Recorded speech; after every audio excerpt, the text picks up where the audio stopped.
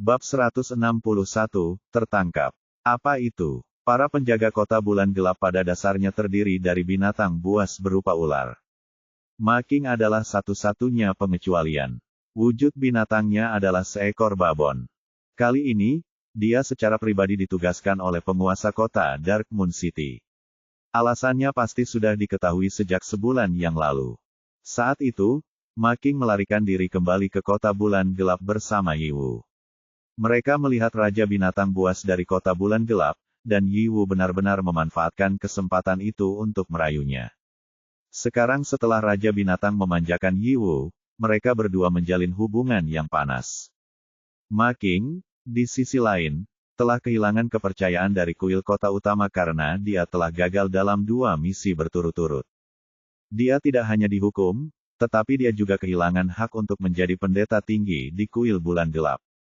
Sekarang posisi pendeta tinggi telah diduduki oleh seorang bocah nakal, Ma King hanya bisa terus menjadi pelayannya. Statusnya di kuil bulan gelap menjadi sangat canggung. Belum lama ini, Yiwu menerima berita dari suatu tempat bahwa ada tambang kristal besar yang tersembunyi di bawah pegunungan di timur. Raja Binatang Buas sangat tertarik dan berencana untuk mengirim seseorang untuk menambang. Kuil bulan gelap membutuhkan seseorang untuk mengawasinya, jadi Ma King ditugaskan untuk melakukan tugas itu. Itulah yang menyebabkan kejadian hari ini. Ma King sangat kesal. Alasan mengapa dia membawa Yiwu kembali ke kota bulan gelap adalah karena dia menyukai kenyataan bahwa Yiwu dapat menggunakan wewangian rubah.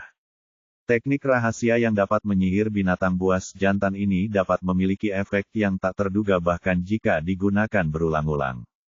Tanpa diduga, Yiwu sangat ambisius. Dia baru saja tiba di kota bulan gelap dan telah berhubungan dengan Raja Binatang Buas.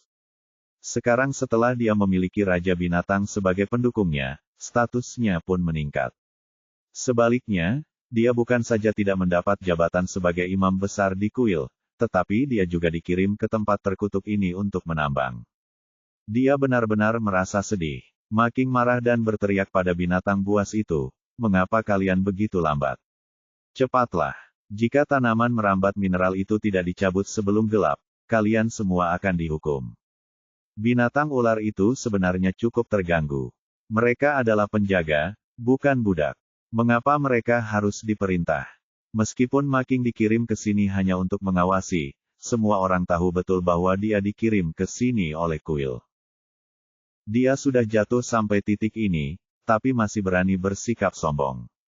Namun, atas perintah Raja Binatang, mereka hanya bisa menahan amarahnya dan terus bekerja. Mereka diam-diam berpikir bahwa jika ada kesempatan, mereka pasti akan memberi Ma King pelajaran. Tambang itu segera digali. Ma King dengan santai menunjuk ke arah seekor ular. "Turunlah dan lihatlah dulu." Binatang ular itu merangkak masuk ke dalam tambang. Tak lama kemudian, mereka mendengar jeritan yang memilukan. Semua binatang terkejut. Lalu, sebuah cakar besar berwarna hijau tua terjulur keluar dari tambang. Mereka tidak tahu hewan apa yang memiliki cakar itu. Panjangnya 2 meter, dan cakarnya yang tajam berlumuran darah. Monster apa ini? Ekspresi Ma King berubah drastis. Cakar besar itu menjulur keluar dari tambang sebelum makhluk itu mengeluarkan kepalanya yang panjang dan tajam. Kepalanya ditutupi sisik hijau tua yang halus. Mata hitamnya menyipit menjadi garis vertikal saat menatap Ma King dan binatang buas ular itu. Kepala monster ini sendiri panjangnya lebih dari 3 meter. Mereka tidak dapat membayangkan betapa besarnya jika itu keluar secara lengkap. Yang lebih mengerikan lagi adalah Ma King merasakan aura binatang jiwa tingkat tinggi darinya. Namun, karena pihak lain terlalu kuat, Ma King bahkan tidak tahu berapa banyak bintang yang dimilikinya. Ma King ketakutan dan segera mundur. "Hentikan! Jangan biarkan itu keluar." Binatang-binatang ular itu juga sangat takut, tetapi mereka tidak dapat menentang perintah. Mereka hanya dapat menguatkan diri dan menyerang ke depan, mencoba memaksa monster besar itu kembali ke dalam gua. Monster itu sangat besar dan dapat melemparkan binatang-binatang ular itu terbang hanya dengan tamparan biasa. Namun, ular itu tampaknya terjebak di dalam tambang dan tidak dapat mengeluarkan separuh bagian belakang tubuhnya. Selama binatang buas itu sedikit lebih jauh, ia tidak dapat melakukan apapun terhadap mereka. Mata tajam Ma King memperhatikan hal ini. Dia segera memerintahkan binatang buas ular untuk mundur dan meminta mereka membawa batu untuk menghancurkan kepala monster itu. Kulit dan sisik monster itu sangat tebal. Batu-batu itu tidak dapat melukainya, tetapi akan terasa sakit. Ia ingin mencabik-cabik binatang ular yang menyebalkan itu, tetapi lawannya terlalu jauh dan cakarnya tidak dapat mengaitkan mereka. Ia menjadi sangat mudah tersinggung. Cakarnya menghantam tanah hingga ia gemetar, dan tiba-tiba ia meraung. Kalian sedang mencari kematian. Minggir. Ketika Sueling, yang sedang menonton dari jauh, mendengar suara gemuruh ini, ekspresinya sedikit berubah. Suara ini, mungkinkah dia? Bai Di meliriknya. Siapa itu? Suara itu terdengar familiar. Mungkin itu kenalan lama. Aku akan terbang ke sana dan melihat apa yang terjadi. Dengan itu, Sueling melebarkan sayapnya dan dengan cepat terbang menuruni gunung. Ketika dia melihat monster yang terkepung, dia langsung tampak lega. Jadi itu dia. Ma King menunjuk monster itu dan berteriak, hancurkan matanya. Binatang ular itu segera melilitkan ekornya pada batu-batu besar dan melemparkannya ke mata monster itu. Pada saat ini, sosok merah menyala turun dari langit dan menyapu semua batu. Binatang ular itu tidak dapat menghindar tepat waktu dan terluka parah oleh batu-batu. Sueling berhenti di atas monster itu dan tersenyum. Lama tidak bertemu, sobat lama. Monster itu menatapnya dan berkata dengan dingin, jadi itu kamu. Kenapa kamu di sini? Hanya lewat saja. Melihat mereka berdua hendak mulai mengobrol, Ma King segera memerintahkan anak buahnya untuk terus menyerang. Bunuh mereka. Sueling meliriknya. Cek, kamu benar-benar menyebalkan. Api muncul di ujung jarinya. Dengan lambaian tiba-tiba, rumput yang awalnya hijau langsung terbakar. Binatang ular pada awalnya takut panas. Setelah dibakar seperti ini, mereka hampir terpanggang. Mereka buru-buru mundur dan lolos dari lautan api. Ma King tidak berani mendekati lautan api itu. Dia hanya bisa menatap Sueling dari jauh, matanya dipenuhi kebencian. Kau lagi. Sueling tersenyum aneh. Kudengar otak babon sangat lesat, terutama saat dipanggang hidup-hidup. Rasanya sangat lesat. Tiba-tiba aku tertarik untuk mencoba kelesatannya hari ini. Dengan itu, dia terbang menuju Ma King. Ma King berbalik dan melarikan diri. Di kejauhan, Bai Di, Huan, dan yang lainnya terkejut melihat Sueling dan Ma King bertarung. Huan berkata perlahan, bukankah kita sepakat untuk menunggu dan melihat? Mengapa dia menyerang lebih dulu? Bai Di tidak tahu persis apa yang terjadi antara Sueling dan Ma King, tetapi karena mereka sudah bertarung, mereka tidak bisa berdiam diri dan tidak melakukan apa-apa. Dia menoleh ke Main di belakangnya dan berkata, bantu jaga Huan. Aku akan membantu Sueling. Main segera setuju. Baiklah. Bai Di berubah menjadi harimau putih dan menerkam Ma King. Ma King tidak punya tempat untuk melarikan diri. Dia hanya bisa meminta bantuan dari binatang buas. Namun, ular-ular raksasa itu bertindak seolah-olah mereka tidak melihatnya. Mereka berlari cepat dan menghilang. Ma King sendirian dan tidak berdaya. Bab 162, Usia Sueling. Apa itu? Tidak mengherankan, Ma King ditangkap hidup-hidup. Dia dipaksa memperlihatkan wujud babonnya. Sueling menatap wajah jeleknya dan merasakan matanya perih. Dia ingin segera membunuhnya. Tapi Bai Di menghentikan Sueling. Mari kita bawa dia kembali terlebih dahulu sehingga kita bisa melihat apakah kita bisa mendapatkan informasi tentang kuil bulan gelap darinya. Untuk mencegah Ma King melarikan diri lagi, Bai Di mematahkan anggota tubuhnya. Dia kemudian mengeluarkan tali rami dari cincin interspatialnya dan mengikatnya dengan erat. Ma King menggertakkan giginya karena kesakitan. Wajahnya yang buruk rupa menjadi semakin buruk dan menjijikkan. Sementara Bai Di berurusan dengan Ma King, Huan berjalan ke tambang sendirian.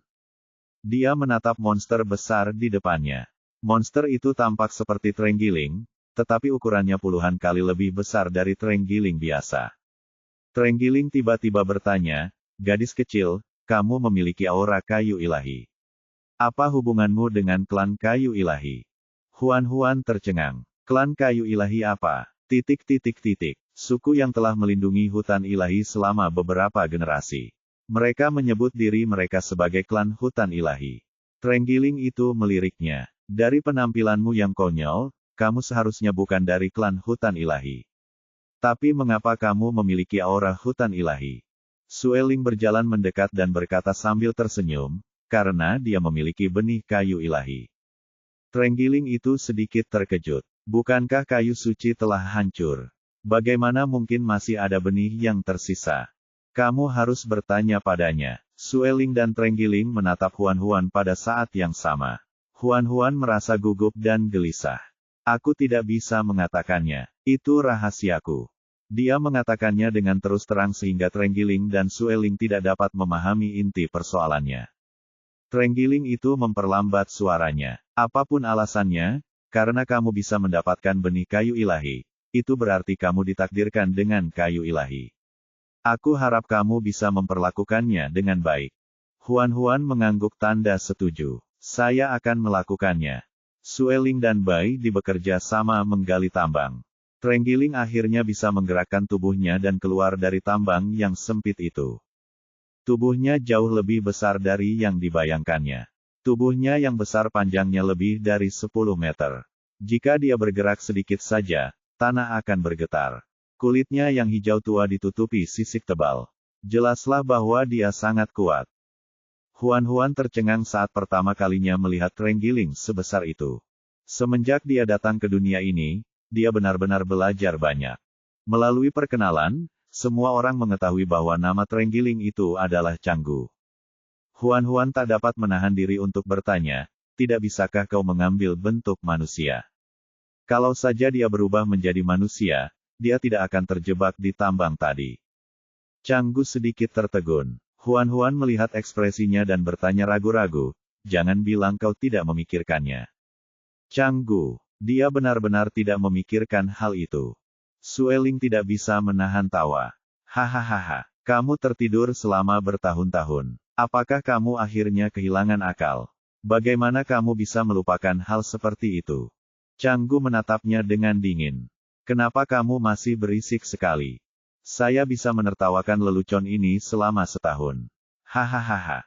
Petik 2, petik 2. Huan-Huan tidak dapat menahan diri untuk bertanya, apakah kalian berdua sudah saling kenal sebelumnya? Canggu berkata dengan dingin, aku pernah bertemu dengannya beberapa kali bertahun-tahun yang lalu. Sudah bertahun-tahun yang lalu. Kedengarannya sudah lama sekali. Sudah cukup lama. Huan-Huan merendahkan suaranya secara misterius. Lalu, apakah kamu tahu berapa umur Sueling? Dikatakan bahwa Sueling memiliki status yang tinggi di suku bulu. Bahkan Patriark Shen Yan bersikap seperti junior di depannya. Huan-Huan merasa bahwa Sueling jelas tidak muda, tetapi dia tidak dapat menebak berapa usianya. Dulu, ketika dia bertanya kepada suku bulu, mereka juga tidak tahu. Ini hampir menjadi misteri yang belum terpecahkan di dalam hatinya. Trenggiling di depannya tampaknya sudah lama mengenal Sueling. Mungkin dia tahu usia Sueling. Canggu berkata singkat, aku tidak ingat berapa umurnya. Kamu tidak ingat? Huan-Huan terkejut. Berapa umurnya hingga dia bahkan tidak dapat mengingatnya. Dia terus bertanya, lalu apakah kamu tahu seperti apa rupa wanita yang disukai Sueling? Hanya. Canggu berkata, apakah dia punya wanita yang disukainya? Aku belum pernah mendengarnya. Tapi dia bilang padaku kalau dia punya wanita yang disukainya. Canggu masih tampak dingin. Oh, kalau begitu wanita yang disukainya pasti sangat cantik. Benarkah? Bagaimana kau tahu itu? Sueling merasa dirinya adalah makhluk paling cantik di dunia. Dia pernah berkata bahwa orang yang akan disukainya di masa depan harus lebih cantik darinya. Kalau tidak, dia mungkin akan menyukai dirinya sendiri. Huan-Huan berkata, sungguh narsis. Bai Di berjalan mendekat dan berkata kepada Huan-Huan, aku baru saja memeriksa tambang itu. Tambang itu sangat dalam. Aku berencana untuk turun dan melihatnya. Sebelum Huan-Huan bisa berbicara, Canggu bertanya, kamu ingin menambangnya? Bai Di mengakui dengan terus terang, iya. Tidak, kamu tidak dapat menggali tambang kristal di sini. Nada bicara Canggu sangat yakin. Bai Di dan Huan-Huan tercengang. Bahkan Sueling pun menatapnya. Sueling tahu betul watak Canggu. Kalau tidak ada alasan khusus, dia tidak akan berkata seperti itu. Mengapa tidak? Ekspresi Canggu serius. Pegunungan ini adalah gunung berapi yang masih aktif.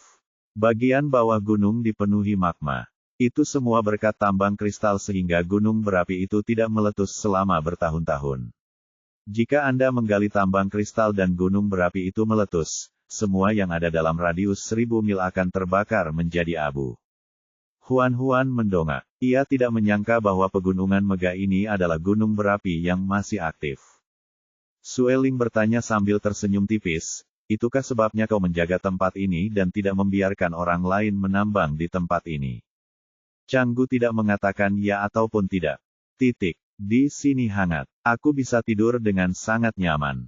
Aku tidak berniat pindah tempat. Kuharap kau mau menyerahkan tambang kristal ini. Ia berhenti sejenak dan menambahkan, sebagai kompensasi, aku bisa memberimu hadiah kecil. Canggu mengulurkan cakarnya dan mengeluarkan batu hitam dari tambang. Dia meletakkannya di depan Baidi. Ekspresi Baidi dan Sueling berubah ketika mereka melihat batu itu. Hanya Huan yang tidak mengerti apa yang istimewa dari batu ini. Dia tidak dapat menahan diri untuk bertanya, apa ini? Baidi menjelaskan, ini adalah saripati kristal hitam. Ini adalah saripati dengan energi kristal hitam tertinggi. Hanya tambang kristal besar yang telah ada selama puluhan ribu tahun yang dapat menghasilkan saripati kristal seperti itu. Kedengarannya mengesankan. Huan berkedip. Tuan Canggu, apakah Anda akan memberi kami esensi ini? Canggu menjawab iya, lalu bertanya, apakah kamu memanggilku Tuan? Huan berkata, Tuan adalah sebutan kehormatan. Canggu mengangguk pelan. Ya, aku suka judul ini. Bab 163, akhirnya kembali. Meskipun tambang kristal jarang ditemukan, konsekuensi dari letusan gunung berapi terlalu serius. Baidi dan Huan tidak rela melihat tragedi hutan terbakar menjadi abu. Terlebih lagi, Canggu menjaga tempat ini. Dia tidak akan membiarkan siapapun menambang tambang kristal itu. Setelah mempertimbangkan untung ruginya, Baidi akhirnya menyerah menambang tambang kristal. Canggu berkata, terima kasih atas kebaikanmu. Dewi Alam pasti akan menyukaimu. Baidi tersenyum. Esensi kristal hitam yang kau berikan kepada kami sepadan dengan seluruh tambang. Kami tidak rugi. Dia membiarkan Huan menaruh esensi kristal hitam ke dalam ruang cincin dan membawanya kembali ke Sang Ye. Jiwa binatang Sang Ye memiliki atribut gelap. Esensi kristal hitam ini sangat cocok untuknya. Sebelum pergi, Canggu tiba-tiba memanggil Huan di depannya. Nada suaranya dingin dan dalam. Kau wanita kecil yang baik. Jika kau pernah memiliki hati yang alami, aku harap kau akan menjaga kebaikanmu. Huan tersenyum malu. Aku tidak akan memadatkan inti alam karena benih kayu ilahiku adalah benih yang mati. Namun, Canggu mengatakan sesuatu yang berarti. Kayu ilahi adalah simbol kehidupan. Selama Anda memiliki harapan, ia tidak akan pernah mati. Huan tampak mengerti, tetapi pada saat yang sama, dia tidak mengerti. Oh, setelah berpamitan dengan Pak Trenggiling, rombongan pun berangkat lagi. 2 hari kemudian, mereka akhirnya melihat hutan yang mereka kenal. 4 serigala putih keperakan berlari keluar dari hutan. Mereka tampak telah tumbuh besar. Bulu putih keperakan mereka bersinar di bawah sinar matahari. Mereka berlari dengan penuh wibawa. Mereka melemparkan Huan ke tanah dan menjulurkan lidah mereka yang basah untuk menjilati wajahnya. Huan geli dengan jilatan itu. Dia tersenyum dan berkata, berhenti menjilatiku. Biarkan aku naik. Suang Yun berjalan mengikuti mereka. Ia mengambil keempat serigala itu dan melemparkannya ke samping. Huan akhirnya bisa bangkit dari tanah. Tanpa diduga, begitu dia menenangkan diri, Suang Yun menggendongnya. Mata hijau gelapnya dipenuhi kehangatan. Huan menatapnya. Dia merindukannya. Suang Yun berkata, sepertinya berat badanmu bertambah. Huan, bajingan, aku tidak bisa hidup seperti ini lagi. Ayo kita bercerai. Dia melotot marah ke arah Suang Yun. Suang Yun membungkuk dan mencium wajahnya. Jangan menatapku seperti itu. Kau membuatku ereksi. Petik 2, Orang mesum besar ini bertingkah seperti penjahat di siang bolong. Sungguh tidak tahu malu. Huan mendorong kepala Suang Yun ke samping dan bertanya, di mana Sang Ye? Suang Yun tidak senang. Mengapa kamu bertanya tentang Sang Ye saat kita bertemu? Mengapa kamu tidak bertanya tentang aku? Kamu sudah keras. Apakah aku masih perlu bertanya? Setelah mengatakan ini, Huan tidak dapat menahan diri untuk tidak menutupi wajahnya. Oh tidak, dia juga terpengaruh. Dia bisa mengucapkan kata-kata kotor begitu saja saat membuka mulutnya. Namun, Suang Yun tersenyum senang. Apakah kamu ingin menyentuhnya? Kamu sudah lama tidak menyentuhnya. Ia merindukanmu. Huan berteriak, aku tidak akan menyentuhmu. Jangan melakukan hal yang gegabah. Pada akhirnya, Baidilah yang menghentikan Suang Yun tepat waktu. Huan bersembunyi di belakang Baidi dan menjulurkan lidahnya ke arah Suang Yun. Dasar mesum. Suang Yunlang tertawa. Seekor ular piton hitam melata keluar dari hutan. Begitu Huan melihatnya, dia langsung melambaikan tangannya. Sang Ye. Sang Ye dengan cepat menyelinap di depan Huan dan melilitnya dengan ekor ularnya. Lidah ular merahnya menyapu wajahnya. Akhirnya kau kembali. Huan memeluk kepalanya dan mengusap-usap kepalanya. Suang Yun menyadari ada binatang buas lain di belakang Baidi. Ada apa dengan orang-orang ini? Tanyanya lembut. Baidi memberitahunya tentang kamar dagang. Suang Yun berkata, bagus sekali berbisnis dengan kamar dagang, tapi kita harus meminta mereka menandatangani kontrak terlebih dahulu, kalau tidak mereka akan membocorkan situasi sebenarnya dari suku Serigala Batu. Sebelum mereka benar-benar kuat, mengungkapkan kekuatan mereka terlalu dini akan mengundang masalah yang tidak perlu. Lebih baik bagi mereka untuk tidak menonjolkan diri. Baidi mengangguk. Ya. Dia berhenti sejenak, lalu menambahkan, kami menangkap orang lain kali ini. Siapa? Baidi menyeret Ma King yang sekarat keluar. Kami menabraknya di tengah jalan dan menangkapnya. Suang Yun menyeringai. Bayangkan kita sudah berusaha keras sebelumnya dan tidak pernah berhasil menangkapnya. Aku tidak menyangka dia akan jatuh ke tangan kita. Baidi berkata, cari cara untuk mengorek informasi tentang kuil bulan gelap darinya saat kita kembali. Tidak masalah. Serahkan saja padaku. Kelompok itu kembali ke Gunung Batu. Dong Ya sedang menunggu di kaki gunung bersama saudara perempuannya. Begitu mereka melihat Huan dan yang lainnya kembali, mereka segera maju dan berseru dengan gembira, Guru, selamat datang di rumah. Huan menatap gunung batu yang diliputi tanaman merambat hijau, matanya dipenuhi dengan nostalgia. Dia akhirnya kembali. Tanaman merambat itu mencium aroma yang tak asing di tubuhnya dan berinisiatif mengulurkan tanaman merambatnya untuk menyentuh lembut punggung tangannya. Huan meraih tanaman merambat itu. Terima kasih sudah menjaga tempat ini. Daun-daun di pohon anggur bergoyang sedikit seolah mengatakan bahwa dia diterima. Huan mengendurkan jari-jarinya, dan tanaman merambat itu pun ditarik kembali. Dia dan Sang Ye naik lebih dulu, meninggalkan Baidi untuk mengatur persiapan bagi main dan yang lainnya di kaki gunung. Suang Yun menggendong Ma King yang sedang sekarat dan melangkah menuju lantai bawah tanah kedua. Tidak lama setelah Huan pergi, Suang Yun menjadikan lantai bawah tanah kedua sebagai penjara bawah tanah. Di sampingnya terdapat ruang penyiksaan yang senada untuk menghukum mereka yang melanggar hukum. Suang Yun melemparkan Ma King ke ruang interogasi dan mulai menginterogasinya tentang kuil bulan gelap. Pada saat yang sama, Baidi telah menandatangani kontrak dengan Main untuk tidak memberitahu siapapun tentang situasi suku Serigala Batu. Dia lalu membawa Main ke dalam benteng. Begitu mereka masuk, Main dan orang-orang di belakangnya tampak terkejut. Mereka tidak menyangka bahwa ada benteng rahasia yang tersembunyi di gunung biasa ini. Baidi berkata kepada Main, lantai pertama adalah distrik bisnis. Semua toko ada di sini. Jika kau ingin berdagang, kau bisa melakukannya di sini. Sedangkan untuk tempat lainnya, kau belum bisa masuk ke sana. Ketika kita sudah lebih banyak berdagang dan bisa saling percaya sepenuhnya, aku akan menunjukkannya kepadamu secara langsung.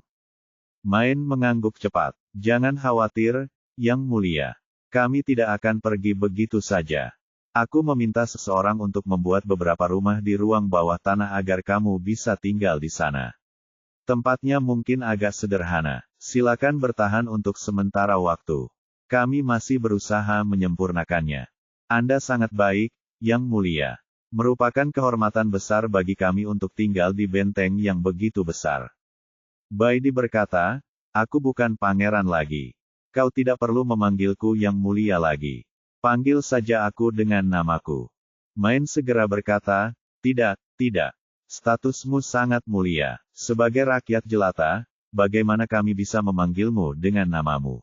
Tidak peduli apa yang Baidi katakan, Main menolak untuk memanggilnya dengan namanya. Pada akhirnya, Baidi harus memilih cara ini. Sebaiknya kau juga memanggilku, Tuan. Main telah belajar dari Huan-Huan bahwa, Tuan, juga merupakan bentuk penghormatan, jadi dia mengangguk dan setuju. Ya, Tuan. Bab 164, Pembunuhan Tanpa Darah. Apa itu? Main menyewa sebuah toko yang besar dan luas di distrik bisnis di lantai pertama dan membangunnya sebagai cabang kamar dagang di Gunung Batu. Dia telah memilih lokasi yang bagus, yaitu di sebelah toko Huan-Huan. Karena bisnis keluarga Huan-Huan selalu baik, kamar dagang Main juga mendapat sedikit keuntungan dan menarik sejumlah pelanggan. Sang Ye mengambil banyak ikan dari kolam, dan Baidi memasaknya untuk hidangan hotpot besar. Oleh karena itu, makan malam-malam ini adalah hotpot. Sueling juga datang untuk menumpang. Dia tampaknya telah memutuskan untuk tinggal di loteng untuk waktu yang lama. Dia tidak berniat untuk kembali ke suku bulu. Namun, melihat bahwa dia telah banyak membantu selama ini, Baidi, Suang Yun, dan Sang Ye tidak keberatan dengan tindakannya yang menumpang. Mereka diam-diam setuju agar dia tetap tinggal. Baidi pertama-tama memilih ikan yang paling empuk, membuang tulangnya, dan memasukkan ikan itu ke dalam mangkuk Huan-Huan. Kemudian, ia membagikan beberapa ikan kepada keempat anak serigala. Setelah mengurus betina dan anaknya, Baidi, Suang Yun, dan Sang Ye mulai makan. Sueling makan dengan sangat hati-hati, tetapi dia juga sangat cepat. Dia bahkan tidak mencari tulang ikan dan mengunyah semuanya. Huan-Huan mendengar suara tulang dikunyah dan melihatnya dengan ngeri. Mengapa kamu tidak membayangkan tulang ikan itu? Apakah kamu tidak takut tulang-tulang itu akan tersangkut di tenggorokanmu? Sueling menelan tulang ikan itu di mulutnya dan berkata dengan enggan, selama aku mengunyahnya, tulang-tulang itu tidak akan tersangkut. Panci besar berisi daging ikan dan sup pun habis dilahap-habis. Setelah makan dan minum, Suang Yun menyentuh perutnya dan berkata, aku akan memasak untukmu besok. Mendengar ini, Sang Ye dan anak serigala segera berhenti. Anak-anak serigala melolong dan menangis. Melolong, melolong, melolong. Huan-Huan dengan cepat bertanya, ada apa? Sang Ye merasa sedih. Mereka pasti mendengar bahwa Suang Yun akan memasak dan sangat ketakutan hingga menangis. Apakah masakannya seburuk itu? Ekspresi Sang Ye sungguh tak terlukiskan. Suang Yun bangkit dan berkata, selama sebulan kamu pergi, aku sudah berlatih memasak dengan tekun. Kemampuan memasakku sudah meningkat pesat. Aku akan memasaknya untukmu besok. Rasanya tidak akan lebih buruk dari masakan Baidi. Lin Huan-Huan ragu-ragu. Benarkah? Benar sekali. Sueling adalah seorang pecinta kuliner, jadi dia tidak pernah menolak makanan lezat. Ketika dia mendengar jaminan Suang Yun, dia langsung tertarik. Kalau begitu, aku akan menyerahkan sarapanmu besok. Suang Yun membusungkannya dan berjanji, tidak masalah. Anak serigala itu mengaum. Malam itu, Suang Yun adalah orang pertama yang memberikan dirinya kepada Huan-Huan, tetapi dia menolaknya lagi. Dia berkata, aku akan tidur dengan Sang Ye malam ini. Suang Yun sangat tidak senang. Kamu tidur dengan Sang Ye malam terakhir sebelum kamu pergi, dan sekarang kamu ingin tidur dengan Sang Ye lagi. Apakah dia satu-satunya orang di hatimu? Hanya karena dia punya dua penis. Huan-Huan memegang dahinya. Diamlah. Suang Yun menggendongnya ke kamar tidurnya dan berkata tanpa malu-malu, aku tidak peduli. Aku ingin tidur denganmu malam ini. Ada yang ingin kukatakan pada Sang Ye. Aku akan tidur denganmu besok malam, oke? Suang Yun masih marah. Apa yang ingin kau katakan sehingga kau membutuhkannya sepanjang malam? Huan-Huan tidak punya pilihan selain menggunakan jurus pamungkasnya. Dia memeluk leher pria itu dan menciumnya. Bibir gadis kecil itu lembut dan manis. Suang Yun tidak bisa berhenti menciumnya.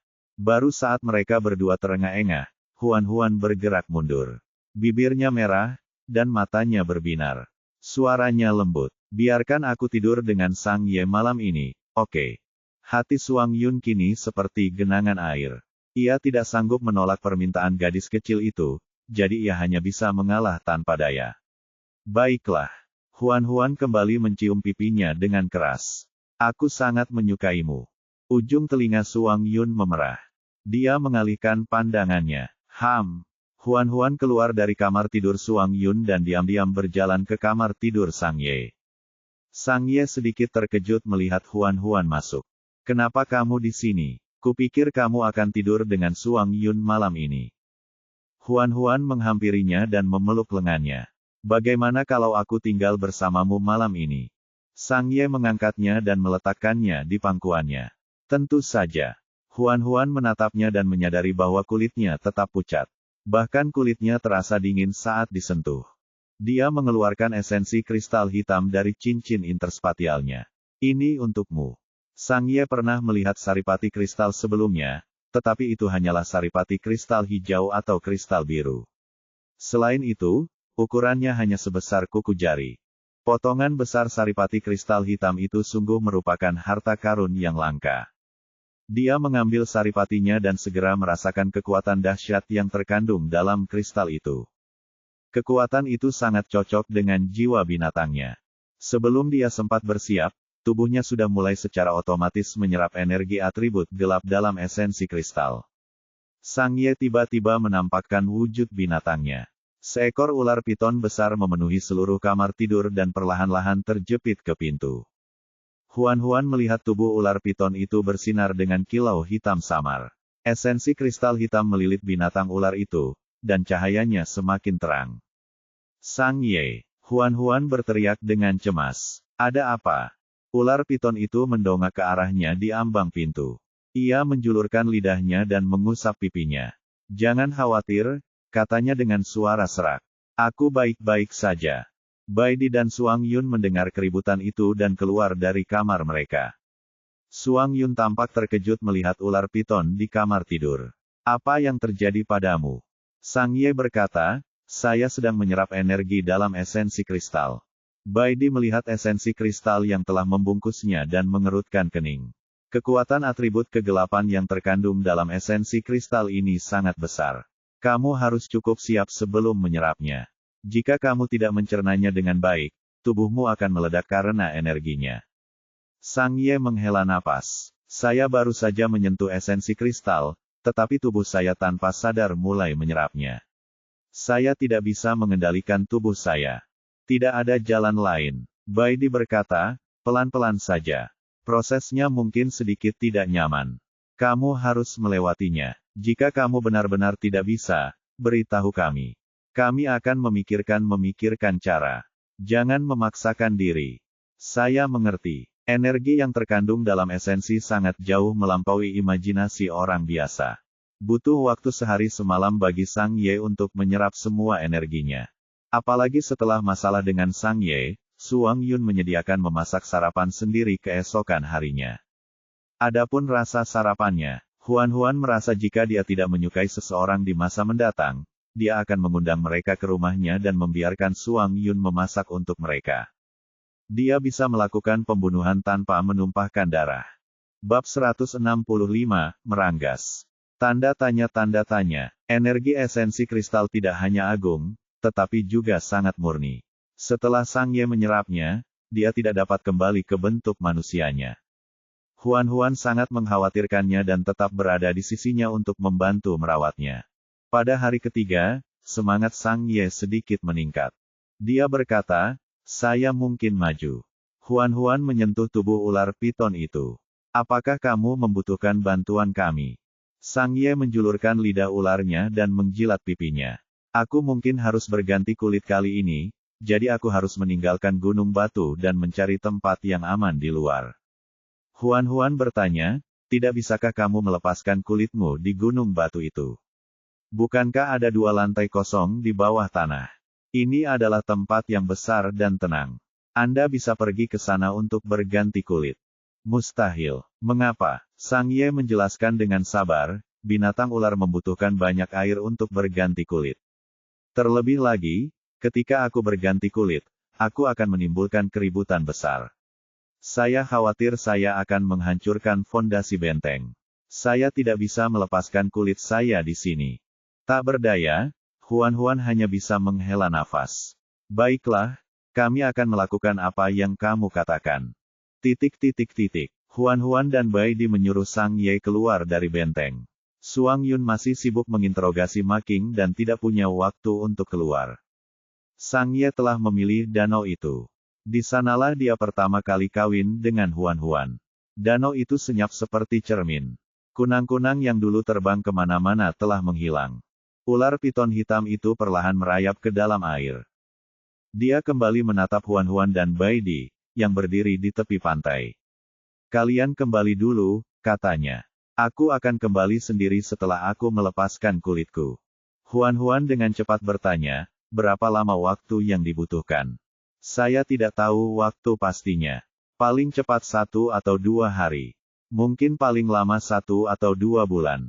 Huan menyaksikan tanpa daya saat ular piton itu tenggelam ke dalam air. Saat danau sudah tenang dan ular pitonnya sudah hilang, Bai Di berkata perlahan, ayo kembali. Huan mengangguk. Baiklah.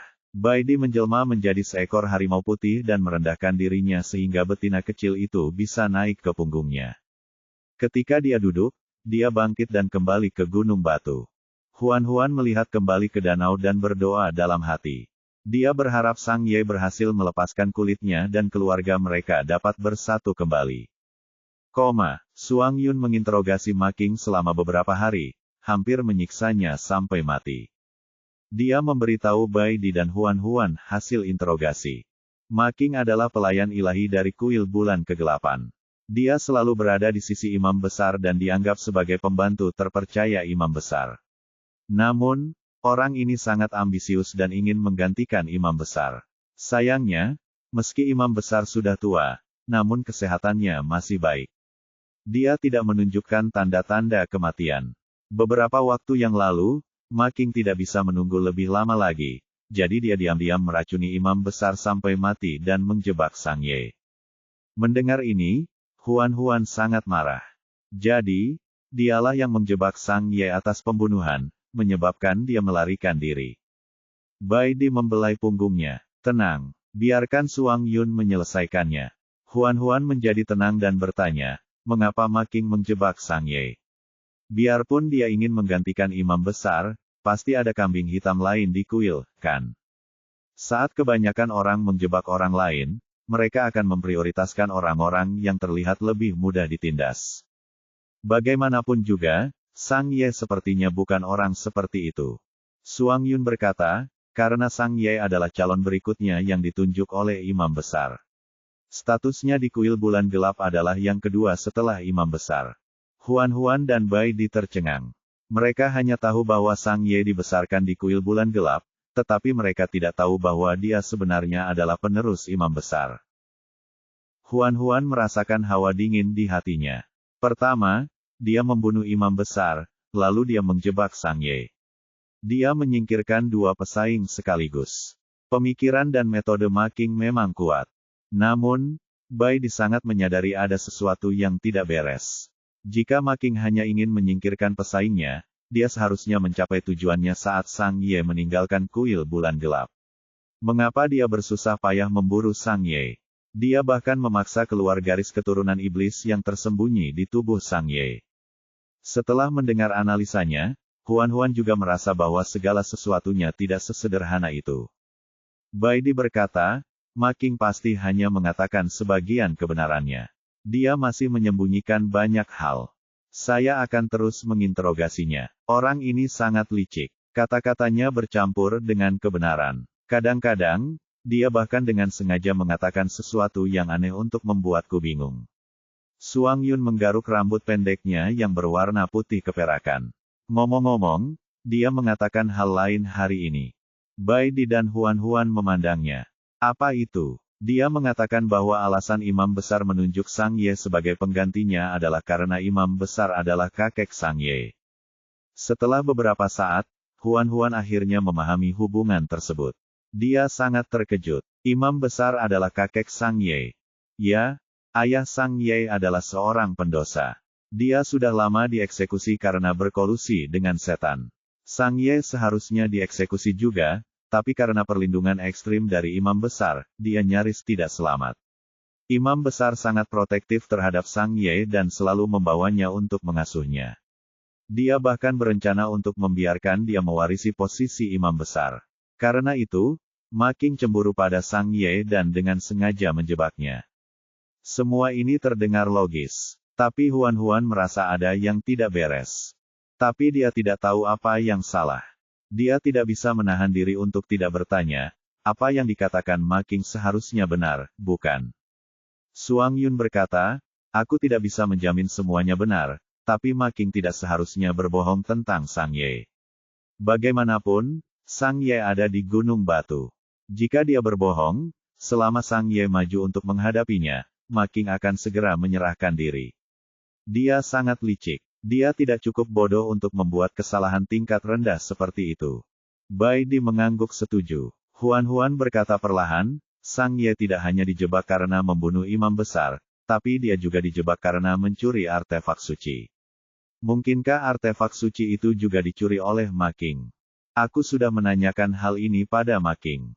Dia bersikeras bahwa dia tidak mengetahui keberadaan artefak suci itu. Apa sebenarnya artefak suci kuil bulan kegelapan? Suang Yun menggelengkan kepalanya. Ma Qing berkata dia belum pernah melihat artefak suci itu sebelumnya. Dia tidak tahu apa artefak suci itu. Saya pikir orang ini tidak mengatakan yang sebenarnya. Bai Di berkata, mari kita lanjutkan interogasinya. Kami masih punya waktu. Suatu hari nanti, kita akan bisa menggali semua yang diketahui Ma Qing. Ya, aku tahu. Ingatlah untuk meminta seseorang mengawasi Ma Qing. Jangan biarkan dia lari lagi. Suang Yun menepuk dadanya dan berjanji, jangan khawatir, semua anggota tubuhnya patah. Dia pasti tidak akan bisa melarikan diri.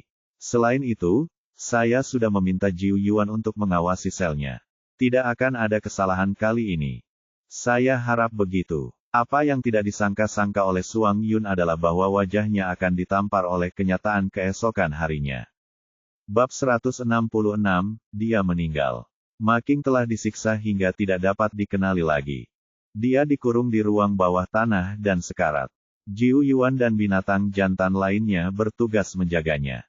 Agar Ma Qing tidak mati terlalu cepat, Dong Ya akan membuat semangkuk obat sesuai resep yang dibuat Huan dan mengirimkannya ke Ma Qing setiap hari untuk membantunya memperpanjang umurnya. Jiu Yuan memperkirakan waktunya. Dong Ya akan segera mengantarkan obatnya. Ma Qing menatap Jiu Yuan, yang tidak jauh darinya. Dia tiba-tiba berkata, jika kuingat dengan benar, Mu Ye adalah saudara iparmu, kan? Jiu Yuan meliriknya. Itu bukan urusanmu. Ma Qing terkekeh, memperlihatkan giginya yang berlumuran darah dan kotoran. Lalu tahukah kamu bahwa Mu Ye sudah mati?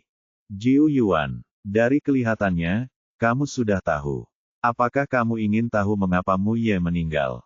Ekspresi Jiu Yuan berubah menjadi sangat gelap. Jika kamu mengucapkan sepatah kata lagi, aku akan memotong lidahmu. Namun, Ma Qing tahu bahwa dia tidak berani memotong lidahnya. Bagaimanapun, Suang Yun masih ingin mengetahui banyak hal darinya. Ma Qing tersenyum tanpa rasa takut. Karena Mu Ye mengetahui bahwa suku Sungai Hitam akan menyerang suku Serigala Batu. Dia ingin menyampaikan berita itu kepadamu. Sayangnya, dia meninggal sebelum bisa kembali ke Gunung Batu. Bodoh sekali. Jiu Yuan tidak tahan lagi. Dia mengulurkan tangan dan mengambil Ma Qing yang pincang dari tanah dengan niat membunuh. Diam. Binatang jantan lainnya dengan cepat menarik Jiu Yuan pergi. Jangan gegabah. Tenang. Ma Qing memandang Jiu Yuan yang jengkel dan tertawa lebih keras. Bagaimanapun, dia tidak punya jalan keluar. Dia juga tidak akan membiarkan yang lain melakukannya dengan mudah. Mata Jiu Yuan memerah saat dia memelototinya. Dia berharap dia bisa membunuh bajingan ini sekarang. Rekannya memeluknya erat, mencegahnya menyerang Ma Qing. Tiba-tiba, rekannya memperhatikan sosok di pintu sel dan bertanya dengan tegas, siapa di luar? Keluar. Sesaat kemudian, Mu Xiang masuk dengan membawa semangkuk obat. Dong Ya seharusnya mengantarkan obat hari ini, tapi dia harus melakukan hal lain dan tidak bisa datang, jadi dia menyerahkan masalah ini pada Mu Xiang. Begitu Mu Xiang mendekati sel, dia mendengar apa yang dikatakan Ma Qing. Mu Ye sudah mati. Kakaknya sudah meninggal. Mu Xiang berdiri di ambang pintu sel seperti boneka tak bernyawa. Jiu Yuan tidak bisa menahan panik saat melihatnya seperti ini. Dia segera berkata, jangan percaya Ma Qing. Dia berbohong. Tapi Ma Qing sengaja membongkar kebohongannya. Mu Ye telah lama ditinggalkan oleh Yi Wu dan meninggal dalam perjalanan menuju Gunung Batu. Jika kamu tidak percaya padaku, kamu bisa mencarinya sendiri. Anda bahkan mungkin menemukan 1 atau 2 bagian tubuhnya yang belum dimakan hewan liar. Jiu Yuan berteriak dengan marah, cukup. Senyuman Ma Qing sangat galak dan sombong. Kenapa kamu takut mengatakan yang sebenarnya padanya? Mengapa berbohong padanya? Apakah kamu merasa senang mempermainkannya seolah dia bodoh? Titik. Itu tidak benar. Jiu Yuan meraih tangan Mu Xiang. Jangan percaya omong kosongnya. Ayo keluar dari sini. Mu Xiang melemparkan obat itu padanya. Jangan sentuh aku. Kamu liar. Jiu Yuan disiram obatnya. Tapi dia tidak peduli tentang itu. Matanya tertuju pada Mu Xiang saat dia berkata dengan cemas, ini benar-benar tidak seperti yang kamu pikirkan. Ikutlah denganku dan aku akan menjelaskannya padamu, oke? Kamu tidak perlu menjelaskannya. Katakan saja padaku jika Mu Ye sudah mati. Jiu Yuan menahannya untuk waktu yang lama. Pada akhirnya, dia hanya bisa mengucapkan sepatah kata pun. Ya. Mata Mu Xiang memerah. Apakah kamu sudah mengetahui semuanya? Apakah kamu berbohong padaku? Aku tidak ingin berbohong padamu. Aku hanya tidak ingin kamu bersedih. Tidakkah aku merasa sedih karena kamu berbohong padaku? Jiu Yuan terdiam dan hanya bisa terus meminta maaf. Maaf. Aku benar-benar minta maaf. Aku tidak ingin mendengar permintaan maafmu. Aku sangat kecewa padamu. Mu Xiang berbalik untuk pergi. Jiu Yuan ingin mengejarnya, tapi dia mendengar Mu Xiang berkata dengan dingin, jangan ikuti aku. Aku tidak ingin melihatmu atau mengucapkan sepatah kata pun kepadamu. Jiu Yuan hanya bisa berhenti dan melihat saat dia berjalan pergi. Rekannya menepuk pundaknya dan menghiburnya. Setelah beberapa saat ketika dia sudah lebih tenang, Anda bisa menjelaskannya secara perlahan. Dia pasti akan memaafkanmu. Jiu Yuan melangkah menuju Ma Qing dan menangkapnya. Matanya dipenuhi dengan kekejaman. Apakah kamu puas sekarang? Ma Qing menyeringai. Kau berbohong padanya. Dia tidak akan pernah mempercayaimu lagi. Hubungan Anda akan memburuk sampai dia meninggalkan Anda. Maka Anda akan mati dalam kematian yang menyedihkan dan kesepian. Hahaha. Jiu Yuan ingin sekali mencekiknya. Rekannya dengan cepat meraih tangannya. Jangan gegabah. Patriark Suang Yun meminta kami untuk mengawasinya. Jika kamu membunuhnya, bagaimana kami akan menjelaskannya kepada Patriark Suang Yun? Saat ini, Jiu Yuan sangat marah. Dia melemparkan nasihat Suang Yun ke dalam pikirannya dan meraih leher Ma Qing. Tidak peduli seberapa keras temannya menarik, dia menolak melepaskannya. Dia harus membunuh bajingan ini, Ma Qing. Pada saat Suang Yun mendengar berita itu dan bergegas mendekat, Ma Qing sudah dicekik sampai mati. Tubuhnya terlempar ke tanah. Anggota tubuhnya dipelintir menjadi satu. Tidak ada satu titik pun di tubuhnya yang tidak disiksa. Dia berlumuran darah dan tampak sangat menjijikkan. Jiu Yuan berdiri di samping, terengah-engah. Pembuluh darah menonjol di dahinya. Dia jelas belum pulih dari amarahnya. Suang Yun menggaruk rambut pendeknya yang berwarna putih keperakan dan berkata dengan frustrasi, Jiu Yuan, bukankah aku sudah memberitahumu untuk mengawasi Ma Qing dan tidak membiarkannya mati dengan mudah? Kenapa dia mati saat aku pergi? Setelah beberapa saat, Jiu Yuan perlahan menjadi tenang. Dia berkata dengan kaku, aku membunuh Ma Qing. Aku akan menanggung semua kesalahannya. Saya bersedia dihukum. Saya tidak mencoba meminta pertanggungjawaban Anda, tetapi Anda harus memberi saya penjelasan yang masuk akal mengenai hal ini. Jiu Yuan berkata dengan penuh kebencian, dia pantas mati. Saya tahu dia pantas mati, tapi kami tidak bisa membiarkan dia mati sekarang. Kami perlu mendapatkan lebih banyak informasi berguna darinya. Bukankah aku sudah memberitahumu sejak lama? Apakah kamu sudah melupakan semuanya? Aku belum lupa, tapi aku tidak bisa menahannya. Dia sangat penuh kebencian. Suang Yun dikalahkan oleh jawabannya. Pada akhirnya, dia hanya bisa memerintahkan yang lain, singkirkan tubuh Ma King dan cuci bersih tempat ini agar tidak menarik serangga. Binatang serigala itu segera bertindak dan melemparkan mayat Ma King ke bawah gunung. Bab 167, Perceraian. Kematian mendadak Ma King mengganggu rencana interogasi Suang Yun dan Bai Di. Banyak pertanyaan yang tidak dapat dijawab. Mereka hanya bisa mengesampingkan keraguan ini untuk sementara waktu dan memikirkan cara untuk menemukan jawabannya di masa depan. Pada saat yang sama, Mu Xiang dan Jiu Yuan memulai proses perceraian mereka. Ya, Mu Xiang telah mempelajari kata perceraian dari Huan Huan. Mu Xianglah yang menyarankan perceraian, tapi Jiu Yuan menolak. Keduanya berakhir di depan Suang Yun karena ini. Suang Yun berusaha membujuk mereka untuk tidak berpisah. Dia menghibur mereka dan ingin mereka berdamai. Sayangnya, Mu Xiang tidak menghargai usahanya. Melihat bahwa Suang Yun tidak mau membantu mengambil keputusan, dia langsung menemui Lin Huan Huan. Mu Xiang berkata, Huan Huan, apakah kamu tidak mempunyai air yang lupa? Beri aku beberapa. Jiu Yuan dan aku akan meminumnya dan memutuskan hubungan sepenuhnya. Huan Huan tidak berdaya. Tenang, melupakan air bukanlah hal yang baik. Meski bisa memutuskan hubungan pasangan kalian berdua, hal itu juga memiliki efek samping tertentu. Apa efek sampingnya? Segala sesuatu di dunia ini positif dan negatif. Melupakan air bisa membuat Anda mengakhiri hubungan pasangan, namun juga bisa membuat Anda melupakan keberadaan satu sama lain. Jika daya tahan tubuhmu kurang kuat, bahkan bisa merusak inderamu hingga tidak bisa merasakan emosi lagi. Mu Xiang membeku. Tanpa emosi, apa gunanya hidup? Huan Huan menghela nafas. Saya belum mengembangkan lupa air, tapi saya sudah mengumpulkan semua tanaman herbal. Selama Anda memberi saya waktu 2 hari lagi, saya akan mampu melakukannya. Saya sarankan Anda kembali dan mempertimbangkannya. Jika kamu yakin ingin mengakhiri hubungan pasanganmu dengan Jiu Yuan, datang dan cari aku dalam 2 hari.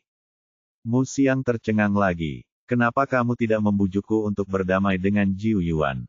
Semua orang telah membujuknya untuk memaafkan Jiu Yuan, tapi Huan Huan tidak. Pernikahan itu seperti sepatu. Anda satu-satunya yang tahu apakah mereka nyaman di kaki Anda.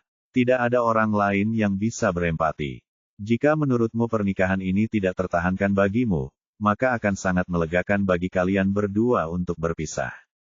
Huan Huan terdiam dan tiba-tiba bertanya, jika kalian berpisah, apa yang akan terjadi pada anak-anak kalian? Mu Xiang segera berkata, tentu saja mereka akan mengikutiku. Apakah kamu harus mencari pasangan lain di masa depan? Mu Xiang ragu-ragu. Saya kira demikian. Lagi pula, aku masih sangat muda. Saya tidak bisa tetap melajang sampai saya tua. Kalau begitu, apakah calon pasanganmu akan baik pada anak-anak ini? Mu Xiang berkata dengan tegas, tentu saja. Huan Huan berkata, itu belum tentu benar. Pernahkah kamu mendengar kisah Pangeran Salju? Mu Xiang menggelengkan kepalanya. Tidak, dahulu kala, ayah tiri Pangeran Salju iri dengan ketampanannya, jadi dia memancing Pangeran Salju keluar dari istana. Dia berencana untuk membunuhnya, tetapi Pangeran Salju cukup beruntung untuk melarikan diri. Namun ayah tirinya tidak mengizinkannya pergi. Dia mencoba merayunya dengan apel beracun, dan sang pangeran akhirnya diracuni. Huan Huan telah mengadaptasi putri salju menjadi pangeran salju. Mu Xiang tercengang. Pada akhirnya, ketika ceritanya selesai, Huan Huan menghela nafas. Dengar, ayah tiri pangeran salju sangat kejam. Jika kamu secara tidak sengaja menemukan pasangan yang begitu kejam di masa depan, bukankah anak-anak serigala yang malang akan sengsara? Mu Xiang masih tenggelam dalam kisah Pangeran Salju. Pikirannya dipenuhi gambaran ayah tirinya yang memikat Pangeran Salju untuk memakan apel beracun. Dia tidak bisa menahan diri untuk tidak berkata, kamu benar. Selain masalah ayah tiri, ada juga masalah lingkungan tempat Pangeran Salju dibesarkan. Jika seorang anak tumbuh dalam keluarga yang disfungsional, maka kesehatan fisik dan mentalnya sedikit banyak akan terpengaruh. Misalnya saja, Suang Yun. Itu karena ayahnya meninggal terlalu dini sehingga kepribadiannya menjadi sangat canggung dan sombong. Sebelumnya, dia sangat membenci wanita dan hampir menjadi bujangan seumur hidup. Anda tidak ingin anak-anak Anda tidak dapat menemukan pasangan di kemudian hari, bukan? Bagi binatang, perkawinan dan reproduksi adalah hal terpenting dalam hidup. Begitu Musiang mendengar bahwa anak-anaknya mungkin tidak dapat menemukan pasangan di masa depan, dia langsung menganggapnya serius. Saya pasti tidak bisa membiarkan anak-anak saya melajang selamanya. Huan membimbingnya dengan sabar. Itulah mengapa Anda harus menciptakan lingkungan yang baik bagi mereka untuk tumbuh. Lebih memperhatikan kepribadian mereka dan membina mereka. Cobalah untuk membiarkan mereka tumbuh menjadi binatang jantan luar biasa yang populer di kalangan betina. Ya, Musiang mengepalkan tangannya, semangat juangnya membara. Aku harus membesarkan mereka semua menjadi hewan jantan terbaik. Kalau begitu, apakah kamu masih akan bercerai? Aku tidak akan bercerai. Musiang berdiri. Aku akan kembali untuk merawat anak-anak. Mari kita bicara lagi saat kita ada waktu luang. Dengan itu, dia segera pulang. Iklan TERLAMBATIST Actors Dino VEL bin CO per meter saja. Huan mengambil cangkirnya dan menyesap air untuk melembabkan tenggorokannya. Dia merasa cukup bangga telah mencapai sesuatu. Setelah Musiang kembali, dia berhenti mengungkit perceraian dan menyebutkan beberapa syarat, meminta Jiu Yuan untuk menyetujuinya. Kalau tidak, dia tidak akan membiarkannya masuk. Salah satu syaratnya adalah dia tidak bisa berbohong padanya lagi. Jiu Yuan hanya ingin menjalani kehidupan yang baik bersama Musiang. Dia tidak peduli tentang hal lain. Dia menyetujui permintaan Musiang tanpa berkedip. Mereka akhirnya berbaikan. Namun, sejak saat itu, kapanpun Musiang punya kesempatan, dia akan datang dan berbicara dengan Huan tentang mengasuh anak. Sebenarnya Huan tidak memiliki banyak pengalaman di bidang ini. Dia masih pemula dan baru pertama kali belajar menjadi seorang ibu. Dia hanya bisa menceritakan kepada Musiang beberapa kisah mengasuh anak yang dia lihat di TV dan internet. Dia mulai menceritakan segala macam kisah etika keluarga yang melodramatis. Musiang mendengarkan dengan senang hati dan bahkan berbagi beberapa gosip di suku tersebut dengannya. Misalnya, hari ini orang-orang di rumah sebelah bertengkar satu sama lain. Kemarin, orang-orang di rumah seberang malah bertengkar satu sama lain. Saat Huan mendengarkan, sebuah ide muncul di benaknya. Mengapa kita tidak membentuk komite lingkungan? Dia memberitahukan kepada Suang Yun tentang gagasan ini dan secara khusus meminta Musiang untuk mengelola komite lingkungan. Suang Yun selalu mendukung gagasan Huan tanpa syarat. Ia segera meminta seseorang untuk menandai beberapa ruangan di lantai 12 sebagai kantor panitia lingkungan. Kemudian, dia mempromosikan Musiang ke posisi ketua komite lingkungan. Musiang menjadi wanita pertama yang secara resmi memegang posisi manajemen di suku tersebut. Ini segera menjadi berita besar di suku tersebut. Musiang juga sangat bersemangat. Dia secara khusus mengenakan ban kapten yang telah disiapkan Huan. Dia memimpin anak serigala berkeliling suku setiap hari untuk menangani konflik sepele tersebut. Jika ada yang membuat masalah, dia akan mengaum. Dalam sekejap mata, Jiu Yuan akan bergegas bersama tim penegak hukum dan menangkap semua pembuat onar yang tidak mau bekerja sama dengan pekerjaan istrinya. Mereka kemudian akan dididik secara mendalam tentang moral. Bab 168, Penyakit Menular. Main menggunakan kristal untuk membeli sayuran dan buah-buahan dalam jumlah besar. Dia kembali ke Sun City bersama 10 pekerja dan meninggalkan 10 pekerja lainnya untuk menjaga toko di sini. Selama periode waktu ini, Huan akan pergi ke danau untuk menemui Sang Ye kapanpun dia punya waktu luang. Terkadang, Sang Ye akan melongokkan kepalanya untuk berbicara dengannya, tapi terkadang, dia bahkan tidak menunjukkan kepalanya. Danau itu sangat dalam. Saat ini, Huan-Huan sedang berdiri di tepi danau tetapi tidak dapat melihat apa yang terjadi di dasar danau. 10 hari kemudian, Sang Ye akhirnya mulai berganti kulit. Ular besar itu berputar-putar di danau, mengaduk air. Huan-Huan hanya bisa berdiri jauh dan menjulurkan lehernya untuk melihat. Melihat ular piton itu kesakitan, dia tidak bisa tidak khawatir. Apakah keputihan itu menyakitkan? Bai Di, yang tidak pernah berganti kulit, tidak tahu jawabannya. Semua akan baik-baik saja, dia menghiburnya. Proses pelepasannya sulit dan lama. Sang Ye membutuhkan waktu 4 hari sebelum dia bisa menghilangkan semua kulit ular di tubuhnya. Dia merayap keluar dari danau, melingkarkan ekornya pada kulit ular besar itu, dan membawanya ke pantai. Ular piton yang baru saja berganti kulit menjadi semakin menakutkan. Ada banyak pola gelap abu-abu keperakan di kulit aslinya yang gelap. Itu seperti riak air yang memancarkan aura dingin. Huan-Huan berlari dengan gembira dan memeluk ular besar itu. Kamu akhirnya keluar. Aku sangat mengkhawatirkanmu. Ular piton itu menundukkan kepalanya dan mencium pipinya. Aku baik-baik saja sekarang. Sumber konten ini NOVLBN. Bai Di memandangnya dari atas ke bawah. Selamat atas promosinya. Setelah berganti kulit, Sang Ye meningkat dari 3 bintang menjadi 4 bintang. Kekuatannya juga meningkat. Sang Ye menyerahkan kulit ular itu kepada Huan-Huan untuk menyimpannya. Lalu, dia membiarkan Huan-Huan duduk telentang. Bai Di menjelma menjadi harimau putih dan mengikuti mereka. Mereka bertiga kembali ke Gunung Batu. Suang Yun melihat Sang Ye telah naik menjadi 4 bintang, sementara dia masih di 2 bintang. Dia sekarang yang terlemah di antara 3 binatang jantan. Hal ini membuat Suang Yun sedikit tertekan. Dia ingin menemukan kristal untuk menyerap energi di dalamnya, tetapi Bai Di mengatakan kepadanya, kamu memiliki atribut es. Sejauh ini tidak ada kristal dengan atribut es yang ditemukan. Dengan kata lain, Suang Yun tidak dapat menemukan kristal apapun yang dapat menyerap energi. Suang Yun bahkan lebih tertekan lagi. Bai Di menepuk pundaknya.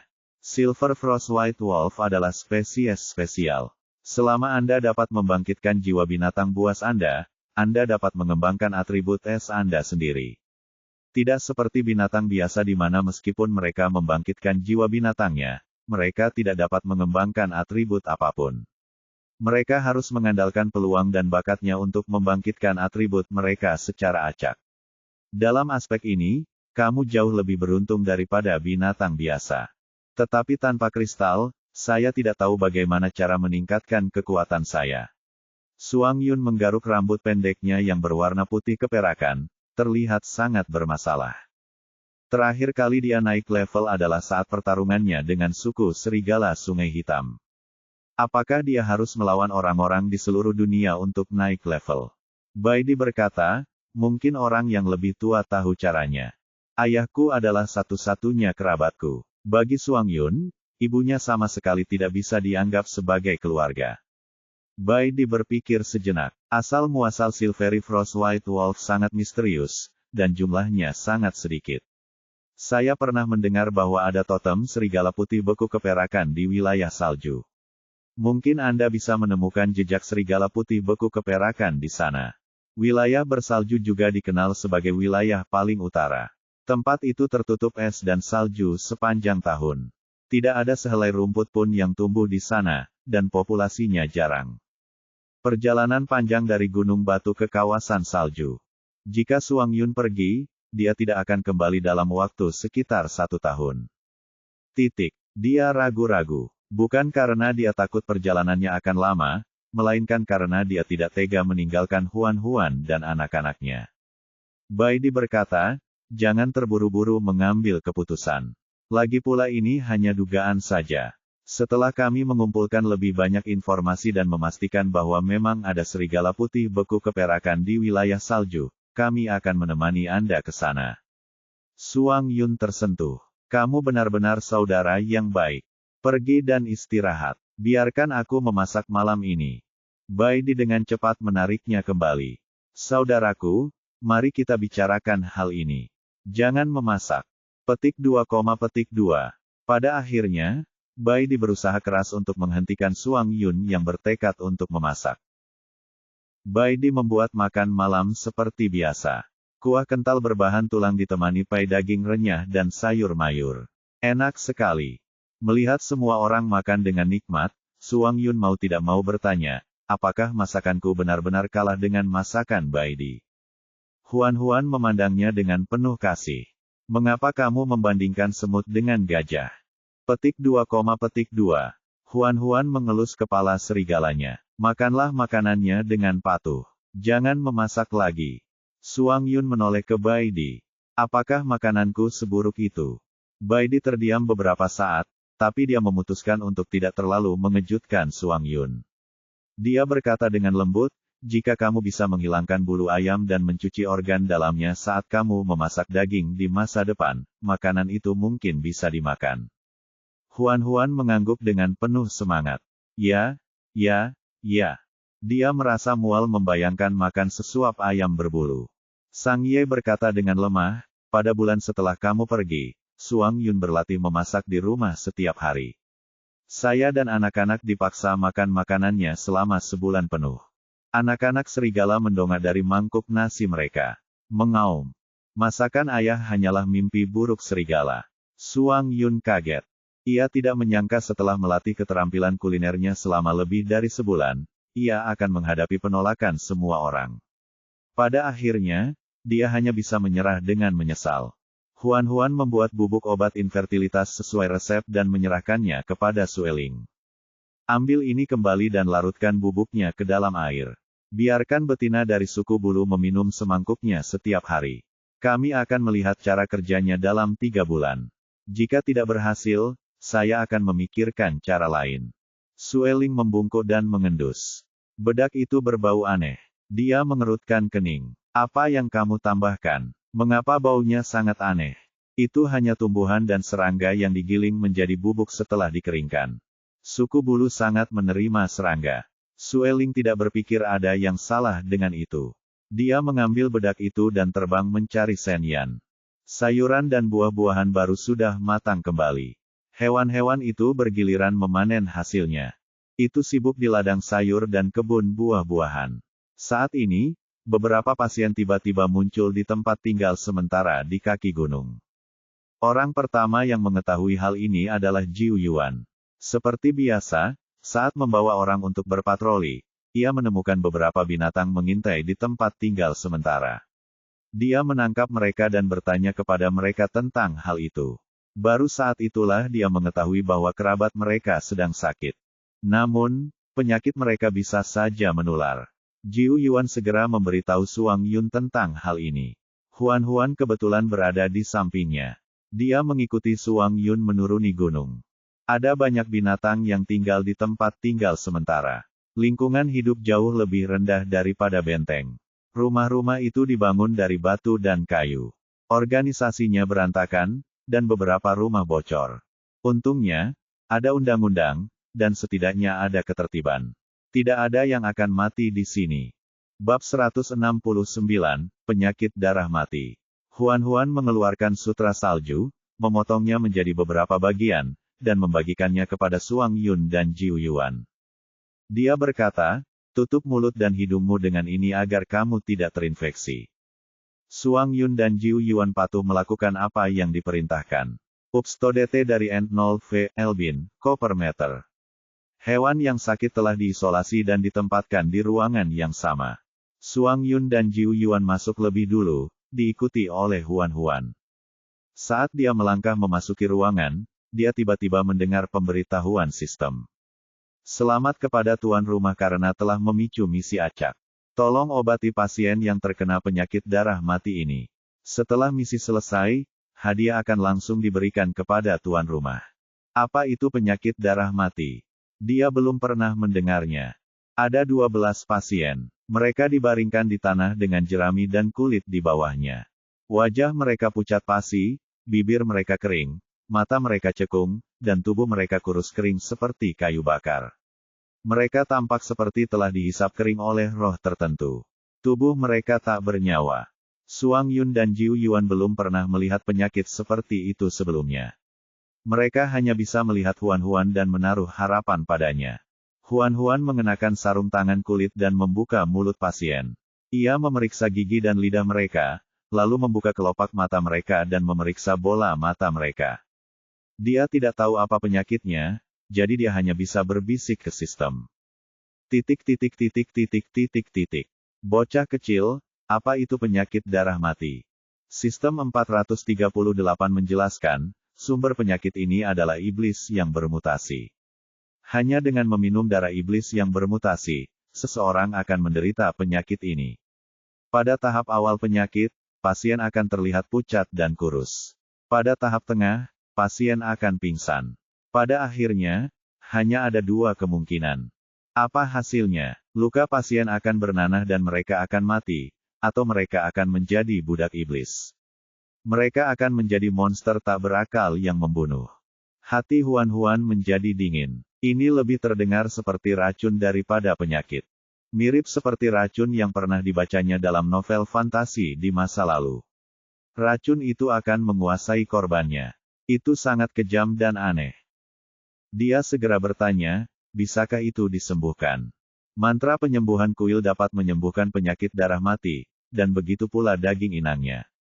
Huan-Huan punya ide. Dia berkata kepada Suang Yun, ini penyakit darah mati. Aku harus kembali dan mengambil obat untuk pasien-pasien ini. Minta seseorang mencari tahu di mana mereka berada akhir-akhir ini dan apa yang mereka makan. Aku menduga masalah ini mungkin berhubungan dengan setan. Dia sengaja merendahkan suaranya ketika mengucapkan kalimat terakhir. Suang Yun mengangguk. Aku mengerti. Huan-Huan berkata kepada Jiu Yuan, suruh orang-orang menjaga tempat ini. Begitu pasien-pasien ini menunjukkan tanda-tanda menyerang orang lain, segera bunuh mereka. Bakar mayat mereka dan jangan tinggalkan apapun. Ini adalah pertama kalinya dia memerintahkan seseorang untuk membunuh seseorang. Sejujurnya, dia merasa cukup rumit. Bagaimanapun, dia tumbuh dalam masyarakat yang diatur oleh hukum. Dia dipengaruhi oleh hukum dan tidak dapat membunuh siapapun. Namun sekarang, dia harus mengorbankan sejumlah kecil nyawa untuk melindungi sebagian besar dari mereka. Dia tidak tahu apakah perubahan ini baik atau buruk. Sebaliknya, Jiu Yuan dan Suang Yun jauh lebih tenang. Mereka semua selamat dari pembunuhan dan penjarahan. Mereka sudah terbiasa membunuh orang dan tidak merasa terbebani sama sekali. Huan-Huan kembali ke gunung dan menyeduh sepanci besar sup obat untuk mengisi kembali darah dan energinya. Kemudian, dia memotong jarinya dan memeras setetes darah ke dalam sup obat. Dia memanggil Dong Ya, bawa obat ini turun gunung dan berikan pada binatang yang sakit. Meskipun mereka sudah saling kenal, Dong Ya tidak bisa menahan perasaan sedikit malu saat menghadapinya. Pipinya memerah saat dia mengangguk dengan serius. Aku akan pergi sekarang. Huan-Huan mengingatkannya, hati-hati saat Anda memberikan obat. Cobalah untuk menjauh dari pasien tersebut. Baiklah, aku akan mengingatnya. Dong Ya turun gunung sambil membawa obatnya. Sang Ye memegang tangan Huan-Huan dan mengisap jarinya. Ujung lidahnya menjilati luka itu dengan lembut. Wajah Huan-Huan memerah karena jilatannya. Itu hanya luka kecil. Tidak apa-apa. Baru setelah bau darahnya hilang, Sang Ye melepaskan jari-jarinya. Dia menundukkan kepala dan menatap matanya. Kudengar ada orang di kaki gunung yang menderita penyakit darah mati. Huan-Huan mengangguk. Ya, di mana ada penyakit darah mati, di situ pasti ada setan. Huan-Huan berkata perlahan, aku sudah meminta Suang Yun untuk menyelidiki masalah ini. Kita harus segera menemukan sesuatu. Malam itu, Suang Yun kembali dengan hasil penyelidikannya. Saya menemukan jejak darah yang ditinggalkan oleh para iblis di hulu Sungai Hitam. Sebagian darah mengalir ke sungai. Ketika binatang-binatang malang itu meminumnya, mereka juga meminum darah para iblis. Kemudian, mereka tertular penyakit darah mati. Suang Yun meneguk air dan melanjutkan, untungnya, arus Sungai Hitam relatif cepat. Darah para iblis cepat hanyut ke hilir, jadi hanya ada selusin binatang buas yang terjangkit penyakit darah mati. Kalau tidak, jumlah orang yang sakit akan meningkat setidaknya 10 kali lipat. Binatang buas yang tinggal di habitat sementara akan pergi ke Sungai Hitam untuk minum air. Jika sesuatu terjadi pada sungai itu, mereka akan dengan mudah mati. Baidi bertanya, apakah kamu sudah membersihkan darah iblis di hulu? Sudah dibersihkan. Sungainya seharusnya sudah baik-baik saja sekarang. Baidi memikirkannya. Mengapa iblis muncul di dekat sungai hitam? Sejak perang, para iblis dikalahkan oleh kuil dan telah mundur dari benua ini. Mereka tidak pernah menginjakkan kaki di tanah ini lagi. Mengapa mereka tiba-tiba muncul sekarang? Apakah ada konspirasi? Sueling berkata sambil mengunyah biji bunga matahari. Mungkin mereka ada di sini untuk mencari teman mereka. Begitu dia mengatakan itu, semua orang langsung teringat pada garis keturunan iblis di tubuh Sang Ye. Sang Ye berkata dengan acuh tak acuh, aku tidak pernah bersentuhan dengan ras iblis. Jika Making tidak membangkitkan garis keturunan iblisku, aku mungkin tidak akan pernah tahu seperti apa rupa ras iblis. Baidi menambahkan, ini tidak ada hubungannya dengan Sang Ye. Suang Yun pun mengangguk. Kami percaya padanya. Sueling memecahkan biji bunga matahari. Kalian benar-benar imut. Huan-Huan melotot padanya dan berkata dengan marah, jika tidak ada yang lain, kembalilah ke atas. Jangan keluar dan bicara omong kosong lagi di masa mendatang. Jangan marah. Aku hanya menyarankan kemungkinan secara objektif. Aku tidak punya prasangka terhadap Sang Ye. Sueling terdiam seolah tiba-tiba teringat sesuatu. Ia menambahkan, ngomong-ngomong, binatang buas dari suku bulu sangat membenci iblis. Sebaiknya kau jangan biarkan mereka tahu bahwa Sang Ye adalah iblis. Kalau tidak, mereka akan mengejarnya. Huan-Huan memutar matanya. Kau membuatnya terdengar seperti kau bukan seseorang dari suku bulu. Meskipun aku binatang berbulu, aku berbeda dari Shen Yan dan yang lainnya. Apa bedanya? Bukankah kalian semua pecinta burung? Sueling mengerjapkan mata padanya. Buluku lebih cantik dari bulu mereka. Aku lebih kuat dari mereka. Penisku lebih besar dari mereka. Huan-Huan, dua klaim pertama bagus, tapi apa masalahnya dengan klaim terakhir?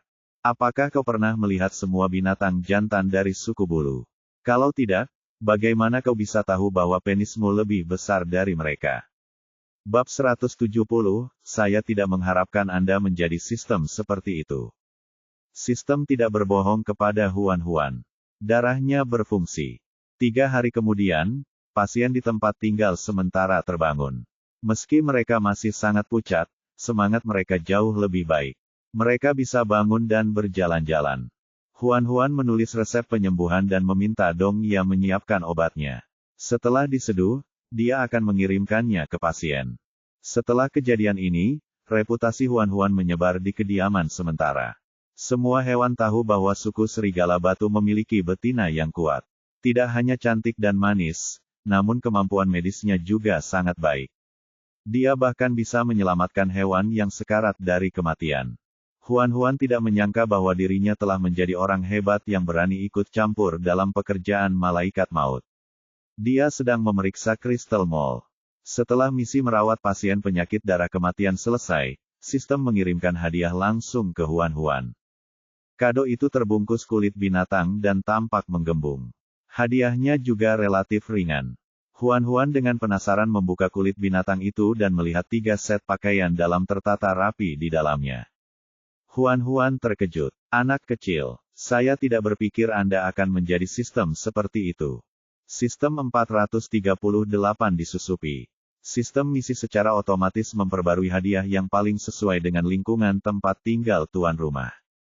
Ini tidak ada hubungannya denganku. Huan-Huan tampak serius. Apakah aku tipe orang yang membutuhkan pakaian dalam seksi? Sistem 438 bergumam pelan, mungkin teman hewan jantan Anda membutuhkannya. Huan-Huan terdiam. Silakan baca di myb0xnovel.com. Lupakan Baidi dan Sang Ye, tapi si mesum besar Suang Yun akan menyukai pakaian dalam seperti ini. Pria itu selalu sangat terbuka di tempat tidur. Dia tidak punya batasan. Jika dia berhasil mendapatkan pakaian dalam seksi yang jahat ini, dia pasti akan memaksanya memakainya. Memikirkan kejadian itu saja sudah membuatnya merasakan sedikit sakit di bagian bawah tubuhnya. Huan-Huan segera membungkus ketiga set pakaian dalam itu dan memasukkannya ke dalam cincinnya. Dia tidak bisa membiarkan mereka muncul kembali di dunia. Poin misinya telah mencapai batas atas, dan Crystal Mall ditingkatkan lebih lanjut. Ada beberapa item baru di mall. Ada lobak, wortel, kapas, dan biji kacang tanah. Selain itu ada tutorial menenun. Beberapa kebutuhan sehari-hari juga bermunculan di mall, seperti pembalut, tisu toilet, cermin, dan pakaian dalam. Huan mendapatkan semua benih seharga 300 kristal, serta tutorial menenun, pembalut, tisu toilet, dan cermin. Dibandingkan bibit tanaman mutasi, harga kebutuhan sehari-hari jauh lebih tinggi. Dia hanya membutuhkan kristal tak berwarna untuk ditukar dengan benih, tapi dia membutuhkan kristal hijau untuk ditukar dengan kebutuhan sehari-hari. 2 kantong pembalut wanita, 10 gulungan tisu toilet, dan sebuah cermin kecil berharga hampir 100 kristal hijau. Harganya pun sungguh tidak murah. Untungnya, Huan telah mengumpulkan cukup banyak kristal hijau. Kalau tidak, dia pasti tidak akan mampu melakukan pemborosan seperti itu. Huan menyentuh tisu toilet dengan penuh kasih. Sejak dia datang ke dunia ini, dia hanya bisa menggunakan dedaunan saat pergi ke toilet. Dia hampir lupa seperti apa tisu toilet itu. Sekarang dia menyentuhnya lagi, sentuhan familiar itu benar-benar menyentuh. Dia memberitahu teman-teman dan anak-anaknya di rumah cara menggunakan tisu toilet. Mereka semua ragu-ragu. Suang Yun bertanya, benda ini kelihatannya sangat berharga. Bukankah terlalu boros menggunakannya untuk menghapus sesmu? Huan merasa sedih. Itu hanya gulungan tisu toilet, tapi itu sangat berharga bagi para binatang. Pada akhirnya karena kondisi kehidupan di sini yang terlalu sulit, ia tak bisa berbuat banyak selain berusaha semaksimal mungkin agar keluarganya bisa hidup lebih nyaman. Huan tersenyum dan berkata, itu tidak berharga. Saya masih punya banyak. Kamu bisa menggunakannya. Bai Di, Suang Yun, dan Sang Ye merasa lega mendengarnya. Mereka tahu bahwa perempuan kecil itu memiliki banyak rahasia. Mereka bahkan terbiasa mengeluarkan 1 atau 2 benda aneh dari waktu ke waktu.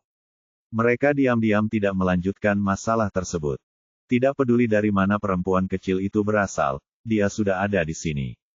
Dia bisa melupakan untuk pergi lagi. Mereka akan memanjakannya, mencintainya, dan membuatnya bahagia.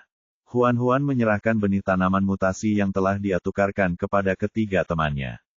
Cuaca sudah berubah menjadi dingin. Cepat tanam benih ini sebelum musim dingin tiba. Bai Di bertanya, di musim dingin-dingin, akankah benih ini membeku? Mereka tidak akan melakukannya. Ini semua adalah tanaman musim dingin. Mereka sangat tahan terhadap dingin. Bai Di mengangguk. Oke, itu bagus. Sang Ye berkata, tanah di kaki gunung yang bisa direklamasi sudah ditanami pohon sayur-sayuran dan buah-buahan. Jika kami terus melakukan reklamasi lahan, kami hanya bisa menanamnya di hutan. Bai Di berkata, medan di hutan itu rumit. Itu tidak cocok untuk menanam sayuran. Huan membatasi sebuah ide. Bukankah ada beberapa gunung tandus di samping gunung batu itu? Mengapa kita tidak memetik gunung tandus di dekatnya dan membajaknya untuk bercocok tanam? Suang Yun bingung. Bisakah kita menanam sayuran di gunung? Medannya sangat curam. Sangat merepotkan untuk naik dan turun. Menyiram tanaman juga merepotkan. Kita bisa membangun teras, kata Huan sambil memberi isyarat dengan tangannya. Kita dapat membagi gunung menjadi 2 bagian. Kita bisa menanam pohon buah-buahan di bagian atas dan menggali bagian bawah menjadi lapisan teras. Masalah penyiraman bisa diatasi dengan mudah. Mari kita lihat dulu apakah ada sungai atau kolam di gunung itu. Kita bisa mengarahkan air ke ladang sayur dari tempat itu. Bai Di, Suang Yun, dan Sang Ye semuanya adalah binatang yang cerdas. Setelah mendengar penjelasannya, mereka bertiga langsung membayangkan inti yang ada di benak mereka. Bai Di mengangguk setuju. Itu ide yang bagus. Sang Ye pun berkata, mumpung masih ada waktu sebelum musim dingin, ayo segera buat teras. Suang Yun menggosok kedua telapak tangannya. Besok aku akan mengirim orang-orangku untuk bekerja. Bai Di memberikan nasihat tepat waktu. Kita bisa mempekerjakan orang-orang dari suku kelinci dan kuda liar dan membayar mereka dengan poin kerja. Saya yakin mereka akan bersedia membantu. Sang Ye menambahkan, Kami juga bisa menempatkan hewan di tempat penampungan sementara untuk membantu kami. Mereka yang berkinerja baik dapat menandatangani perjanjian kerja jangka panjang dengan kami. Namun, keluarga kami akan memiliki lebih banyak pertanian sayuran dan kebun buah-buahan, jadi kami juga akan membutuhkan lebih banyak orang. Ketiga binatang jantan itu berdiskusi dengan antusias, jadi Huan-Huan tidak mengganggu mereka. Dia menyentuh anak serigala di sampingnya. Anak-anak itu sekarang sudah sangat tinggi, dan kepala mereka hampir mencapai dagunya. Tidak ada lagi yang bisa dikatakan tentang kemunculan serigala putih beku keperakan. Bulunya berwarna putih keperakan seterang bulan. Bulunya selembut dan sehalus sutra terbaik. Anak serigala merasa nyaman dengan sentuhannya dan menjulurkan lehernya untuk mendapatkan sentuhannya. Huan-Huan memperhatikan bahwa bulu Big Goody lebih panjang dari ketiga saudaranya, terutama rambut di belakang telinganya. Bulunya hampir menjuntai ke tanah. Bab ini diperbarui oleh Nif E.L. Bin, CO per meter. Dia lucu dan bertanya sambil tersenyum, "Gadis baik, aku akan mengepang rambutmu, oke?" Big Goody tidak tahu apa itu kepang, tapi dia menuruti apapun yang diminta ibunya. Kali ini tidak terkecuali. Melihat Big Goody mengangguk, Huan-Huan segera mulai bekerja. Setelah beberapa detik, dua kepang panjang muncul di kedua sisi kepala Big Goody.